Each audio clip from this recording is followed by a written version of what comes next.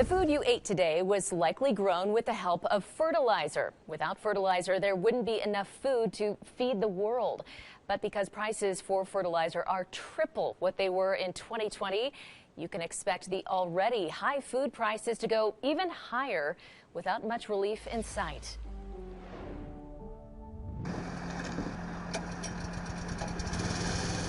There's an anticipation inherent to spring.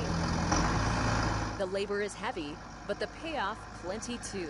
This year, though, the payout is greater than it's ever been. Carly Musso, one of the produce patriarchs on the Pueblo Mesa, loads up his fertilizer tank bound for the field.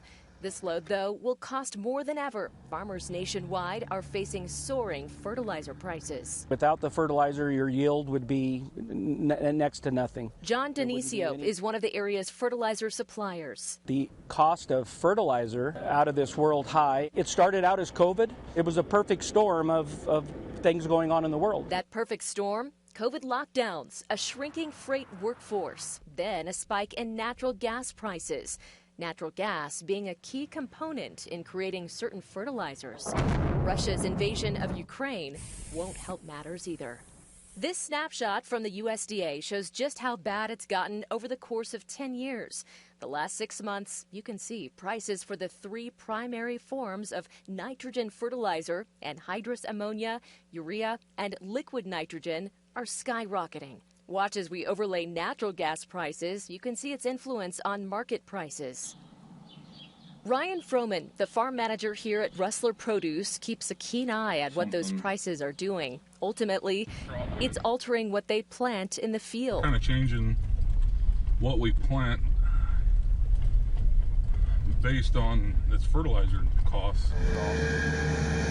In this case, Rustler Produce is planting less corn and more pinto beans, which don't require as much fertilizer. So right now we're what we call strip tilling. We're preparing a seed bed. It's a little bit dusty, but we're going through and we're cleaning trash away, cleaning any sort of clods away, and we're preparing a bed to plant. Here, there's a lot of time to think about the next strategy. For Nick Rustler, it also means putting on a different mixture. Right now we have 32% nitrogen and 1034O phos, along with natural compost and manure. You heard that right. Chemical fertilizer plus what comes out of the south end of a cow. It's a bit more cost effective, though manure doesn't entirely account for the prices offset by fertilizer. In a retaliatory move to sanctions, Russia put a ban on certain exports, including nitrogen, phosphate, and potassium, key fertilizers for crops. The move has rattled farmers across the globe. Russia is the world's largest exporter of fertilizers. 9% of Russian fertilizer exports wind up in the U.S. Other countries, like Brazil, import 21% of its fertilizer from Russia. It stands to feel more effects, but the move does have farmers globally bracing for how this could play out in the world's connected economies. In the meantime, here on the Mesa, the margin will get thin for farmers, but flexing with the unknowns seems to be their expertise. To manage everything you can, even more than on a normal year. Just kind of got to go with it and roll with it, and that's our business we're in, and it's the business we love. So.